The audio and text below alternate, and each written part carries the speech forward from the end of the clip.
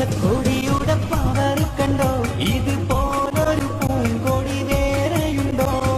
ഈ കൊടിയേന്തിയ കൈകൾ കണ്ടോ, ഈ ജയക്കൊടി പാടാത്ത നാടുണ്ടോ? ഈ പച്ചക്കൊടിയുടെ പവർ കണ്ടോ, ഇതുപോലൊരു പൂങ്കൊടി വേറെയുണ്ടോ?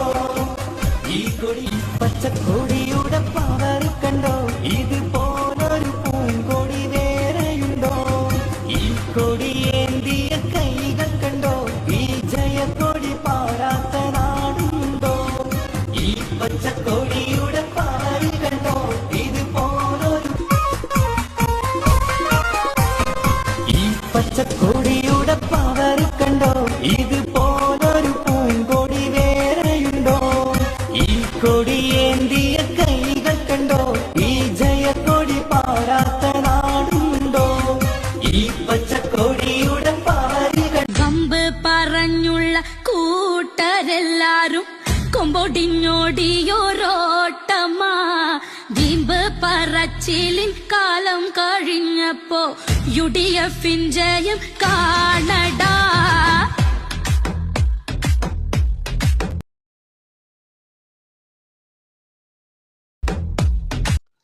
സുഹൃത്തുക്കളെ, സഹോദരങ്ങളെ, രാഷ്ട്രീയം എന്തെന്ന് അറിഞ്ഞുകൂടാത്ത ഒരു കൊച്ചുകുട്ടിയാണ്.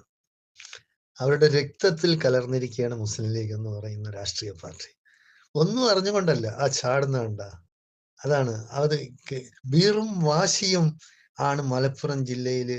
പിന്നെ ഏത് കാര്യത്തിനായിരുന്നാലും അത് രക്തത്തിലാണ് അലിഞ്ഞു ചേർന്നിരിക്കുന്നത്. ഫുട്ബോള് നിങ്ങൾ ലോകത്ത് എവിടെ പോയാലും ശരി, ഫുട്ബോളിൽ എന്ന് പറഞ്ഞാൽ മലപ്പുറം ജില്ല, അതിലുള്ള അവിടെയുള്ള കുട്ടികൾ, അത് മുതിർന്നവരാവട്ടെ കൊച്ചു കുട്ടികളാവട്ടെ, അവരുടെ രക്തത്തിൽ അലിഞ്ഞു ചേർന്ന ഫുട്ബോൾ എന്ന് പറഞ്ഞാൽ എപ്പോഴും ഇങ്ങനെയാണ്. ബ്രസീലും അർജന്റീനയും പോലെയാണ് മലപ്പുറം ഫുട്ബോളിന്റെ കാര്യത്തിൽ. അതുപോലെയാണ് രാഷ്ട്രീയത്തിൽ മുസ്ലിം ലീഗ് എന്ന് പറഞ്ഞാൽ അവരുടെ ജീവനാണ്. നിങ്ങൾ കളിക്കുന്നത് കാണുന്നുണ്ടോ? ഇതുപോലെ എവിടെയുണ്ട്? അത് ഒന്നും അറിഞ്ഞുകൊണ്ടല്ല. ഇതൊക്കെ മുസ്ലിം ലീഗിനെ കുറ്റം പറയുന്നവർ ഒരുപാടുണ്ട് കേരളത്തില്. മുസ്ലിം സമുദായത്തിലുള്ളവരുണ്ട്. പക്ഷെ മുസ്ലിം ലീഗിലെ നേതാക്കന്മാര് കൂടുതലും പിന്നെ മറ്റുള്ളവരെ കുറ്റം പറയാറില്ല. മൈക്ക് വെച്ച് കെട്ടിയിട്ട് പിന്നെ അവരങ്ങനെയാണ് ഇവരിങ്ങനെയാണ് സമുദായത്തിലുള്ളവരെ കുറ്റം പറയാറില്ല. രാഷ്ട്രീയത്തില് രാഷ്ട്രീയം പറയും, അല്ലാതെ പിന്നെ വ്യക്തിഹത്യ നടത്താറില്ല. മുസ്ലിം ലീഗിന്റെ നേതാക്കന്മാർക്ക് അങ്ങനെ ഒരു ഗുണമുണ്ട്. ആ ഗുണമെന്ന് പറയുന്ന ബാക്കിയുള്ള രാഷ്ട്രീയക്കാർക്ക് ഇല്ലാത്തതാണ്. പിന്നെ ഇതിന് ചില അപവാദങ്ങളുണ്ട്. ചില ആൾക്കാർ പിന്നെ പറയുന്നുണ്ട്, അതായത് KM ഷാജിയെ പോലുള്ളവർ. അദ്ദേഹം കുറച്ചുകൂടെ മിതത്വം പാലിക്കണം, സംസാരത്തിൽ മിതത്വം പാലിക്കണം. മുസ്ലിം സമുദായത്തിന് വേണ്ടി മാത്രമല്ല മുസ്ലിം ലീഗ് നിലകൊള്ളുന്നത്. എപ്പോഴും ദളിത്, പിന്നോക്ക സമുദായങ്ങൾക്കും മുസ്ലിങ്ങൾക്കും വേണ്ടിയാണ്. പിന്നോക്കം നിൽക്കുന്ന ആർക്കും, അതിന് ഏത് സമുദായമാവട്ടെ, അവർ കൂടെ ഉണ്ടാവും എപ്പോഴും. നമ്മള് പല കേരളത്തിലെ രാഷ്ട്രീയ പാർട്ടികളും ഭരണവർഗവും ഒക്കെ കളിയാക്കി.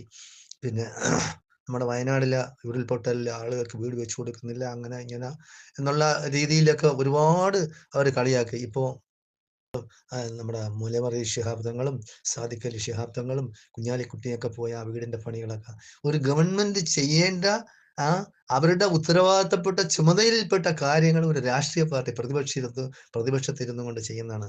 അപ്പോൾ ഇത് ജനങ്ങളൊന്ന് അറിയാൻ വേണ്ടി മാത്രമാണ് ഞാൻ ഈ വീഡിയോ ഇവിടെ നിങ്ങൾക്ക് കാഴ്ചവെക്കുന്നത്.